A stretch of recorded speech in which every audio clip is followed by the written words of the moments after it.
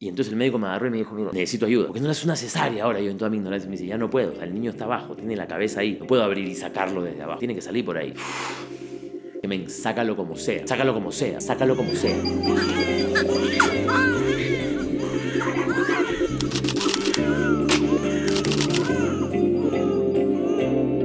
Al final, bueno, llegaron las 40 semanas o 41, no me acuerdo bien ahorita. Y el niño no nacía, entonces al final quedamos con el médico que había que inducir el parto. El día 14 de febrero, en un viernes, indujeron el parto a las 6 de la mañana. Después nos llevaron a la sala de parto, donde supuestamente pues no iba a tardar mucho en nacer el niño, era al mediodía, eran la 1 de la tarde. Y entonces nosotros muy tranquilos, habíamos hecho cursos de hipnobirthing.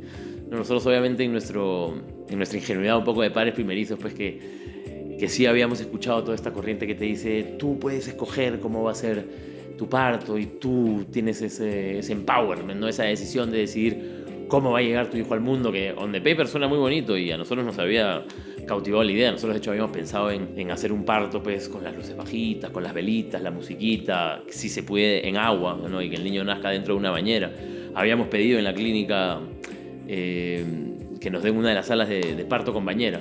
El día que llegamos no había sala de parto disponible con bañera, entonces fue una de las cosas que nos dijo, mira, todos estos planes, no quiero decir flower power, pero un poco así muy, muy bonitos, de qué lindo va a ser el nacimiento no medicalizado o no tan medicalizado, si es que no hace falta del niño, pues se fueron por la ventana, ¿no? Llegamos a la clínica, no hay bañera, el paritorio normal. Ahí estuvimos en el paritorio muchas horas, se hacía tarde. No llegaba la dilatación, supuestamente para que empiece el parto en sí tiene que estar dilatado el canal 10 centímetros. Se estancó la dilatación en un momento. Mi esposa ya, que no aguantaba el dolor, pidió el epidural. Eso relajó un poco, ¿no? Le pusieron una epidural local en la que podía caminar por el paritorio, podía, o sea, moverse, que fluya la sangre, sentarse en la pelota, todas estas cosas, ¿no? En las que el tiempo como que se para, no sé si se para, pero se convierte en una cosa muy elástica, que estás metido en este cuarto, ya no sabes si ha pasado media hora o 5 días, y no sales ahí del cuarto y ya estás esperando que pase ese momento, ¿no? Entonces en un momento cuando tenía que empezar a salir, cuando empezó el parto, mi esposa empezó a pujar y el niño ahí, y no salía. Entonces primero estaba una enfermera, ¿no? Y supuestamente pues en un parto que no se complica lo saca una enfermera y está todo bien. Pero de repente vimos que se estaba complicando un poco. Realmente en esos momentos, cuando ves que no todo está saliendo perfecto, el nivel de ansiedad y de angustia crece de manera exponencial cada minuto. Porque te empiezas a preguntar, ¿qué está pasando? ¿Por qué no está saliendo bien esto? Entonces de repente viene otra enfermera. Estuvieron un rato con otra enfermera. Yo estaba tratando de mantener la calma. Mi esposa empezaba a angustiarse un poco. Y sobre todo a dolerle, porque ya estaba pujando, ¿no? Y entonces de repente yo me aproximé ahí por el otro lado. Yo estaba viéndolo todo, ¿eh? Alguna gente me dijo que no, que era mejor no verlo. Yo lo vi todo ahí. Entonces se veía cuando ella pujaba, en un momento cuando estaba el crowning, ¿no? La coronación. Se veía cómo se empezaba a ver la cabecita y salía la cabecita, y cuando mi esposa ya no podía pujar, se volvía a meter para adentro. Y vino una tercera enfermera. Y ya llevábamos ahí casi un par de horas. De hecho nos habían dicho que no es saludable ni bueno para el niño, que puede representarle un riesgo que el proceso del nacimiento, o sea, que el empuje dure más de 2 horas. Y ya con 3 enfermeras y casi 2 horas y no salía el niño, llamaron al médico. Y eran era la medianoche. Claramente ya no iban a ser el 14 de febrero, estaban todos los papeles, los documentos apuntaban en la pulserita, 14 de febrero. Pero bueno, llegó el médico como a las 12:30 de la noche y ya la situación era tensa. O sea, mi esposa estaba tensa, muy adolorida, muy cansada. Después del parto llevábamos casi 24 horas en este proceso. Entonces llegó el médico vio un poco la situación y al toque me agarró y me dijo, mira, tengo que usar algo, necesito ayuda para sacarlo. O sea, va a necesitar ayuda para salir. Mi chato era cabezón, creo que tenía la misma cabeza, la cabeza del mismo tamaño que la tiene ahora. Un poco como yo también. Yo cuando nací casi se muere mi madre, cuando yo nací de hemorragia, porque nací con la cabeza de este tamaño. Y mi hijo es igual. Y entonces el médico me agarró y me dijo, mira, necesito ayuda y necesito que me des permiso para hacerlo. Yo le dije, en ese momento, ¿y una cesárea? ¿Por qué no le haces una cesárea ahora? Yo en toda mi ignorancia me dice, ya no puedo, o sea, el niño está abajo, tiene la cabeza ahí, no puedo abrir y sacarlo desde abajo, tiene que salir por ahí. Entonces me dijo, mira, hay 2 opciones. Está la ventosa y está en el forceps. Primero vamos a tratar con la ventosa. La ventosa es un chupón es una máquina cuadrada que tiene un chupón muy grande que se le pone en la cabeza, crea un vacío, ¿no? Y le coge la cabeza de chupón y tiras de ahí. Yo le dije, men, sácalo como sea. Sácalo como sea, bro. Ya estamos aquí, no quiero que esto se complique. Ya más o menos se ha complicado. Mi mujer ya no podía más. Estaban las 3 enfermeras, el médico. Era una situación tensa.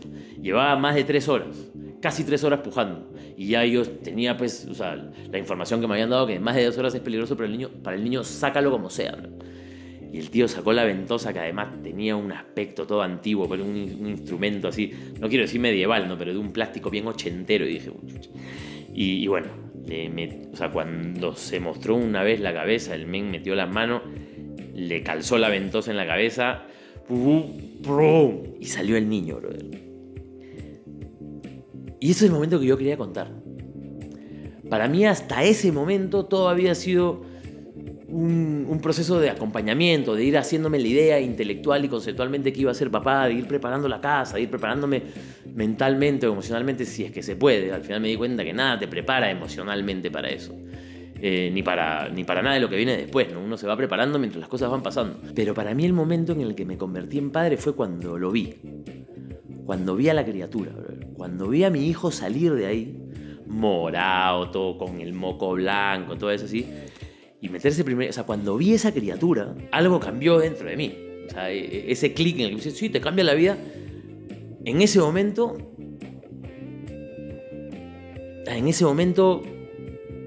sentí una cosa muy animal. Y sentí una cosa que me embargaba totalmente, muy animal, de mirar a esa criatura y decirle, brother, este es mi hijo. Este ser humano que ahora ha venido sin que nadie le pida permiso, sin que nadie le pregunte, sacándolo de una manera súper violenta, además, porque claro, después nosotros no nos acordamos, pero probablemente, si uno tiene una vida normal, el episodio más violento por el que uno puede pasar en la vida es el episodio de nacer. Para él tiene que haber sido violentísimo. Él estaba adentro, calentito, cómodo, rico, en su agüita tibia, y no quería salir. Y le inyectaron a la madre unas cosas para que se abran los canales, pero el tío no quería salir. Y después estuvo un ratazo tratando de sacar la cabeza y su cabeza no salía, pobrecito. Y el brother lo sacaron ahí sin preguntarle, sin pedirle permiso. Y yo cuando lo vi, salió, y cuando lo vi, en ese momento me cambió la vida, bro. Y en ese momento dije, ahora soy papá, brother. Y esta pequeña persona, o sea, depende en todas las instancias de la que puede depender una vida de mí y de mi esposa. Y de mucha otra gente, ¿no? De una red familiar que tenemos felizmente, pero en general, o sea, lo que me embargó en ese momento fue, brother, tengo que cuidar este bon. Ahora la primera prioridad, la segunda y la tercera prioridad que hay en mi vida es cuidar de esta criatura, brother. Y todo lo demás viene después. Y en ese momento me pasó una cosa que con 36 años no pensé que me iba a pasar. Que es experimenté un tipo de amor que no sabía que existía y que no sabía que iba a experimentar. Y que es un amor distinto a todos los amores que había sentido. Por mis amigos, por mis padres, por mis hermanas, por mi familia, por mí mismo. O sea, es una especie de amor que yo no sabía que existía. Y en ese momento lo experimenté de golpe. ¡Pah! Y de repente sentí un amor por esa criatura que no me podía explicar, que no podía entender, que no podía abarcarlo. Y ese sentimiento no ha disminuido un poco hasta el día de hoy. De repente también cuando me reía antes decía, sí, te hace más humano. Hombre, quizás lo que no sé si te haga más humano, pero a mí me puso en una situación en la que digo, joder, o sea, tu vida pasa en un segundo plano y sin chistarlo, o sea, sin preguntármelo y sin dudarlo, en ningún momento sacrificaría mi vida por la de esa persona, por la de esta criatura. Y haría lo que tenga que hacer para que esta criatura no sufra o siga viviendo. Vamos a ponernos en una situación hipotética en la que tuviera que aplicar esa máxima, ¿no? O sea, si hoy en día me viera una situación en la que yo tengo que darle a mi hijo algo que significa, sin ninguna duda, que yo tengo que morir para que mi hijo siga viviendo, brother, lo haría sin dudarlo. O sea, tu hijo necesita un trasplante de cerebro. Toma, brother. Tu hijo necesita tu corazón y tus 2 pulmones, el hígado y el riñón. Toma, brother. Pero sin dudarlo. En ese momento experimenté de golpe todo eso. Y en ese momento me convertí en padre. Y bueno, después como lo habían sacado con la ventosa, lo tenía el médico y pobrecito, en su cabeza tenía como una doble cabeza. Obviamente la cabeza de los niños cuando nacen es como plastilina, entonces tenía una cabeza doble, ¿no? Por la succión de la ventosa. Yo me quedé medio... Y el médico al menos me dijo, tranquilo, no pasa nada, le puso su gorrito, ahí lo tengo guardado, y en media hora le dieron un poco de Panadol, de paracetamol, para el dolor, porque claro, tiene que haber sido un dolor insoportable para esa criatura, y a los 30 minutos ya no tenía nada. Y en ese momento, o sea, me tiré encima del doctor, que era un tano, o sea, tampoco era que era un austriaco todo frío, pero igual era un europeo ahí, yo me tiré encima, lo abracé, gracias doctor. Un italiano que era un grande, el doctor Ferrara. Y en ese momento para mí empezó la paternidad, en ese momento. Y bueno, si iba a ponerme a hablar de paternidad aquí, pues me parecía importante contar y explicar cómo empezó para mí la paternidad. Y la paternidad para mí empezó ahí. Así que bueno, ya iremos contando más cositas de cómo siguió y cómo sigue hasta ahora esta deliciosa aventura de ser padre.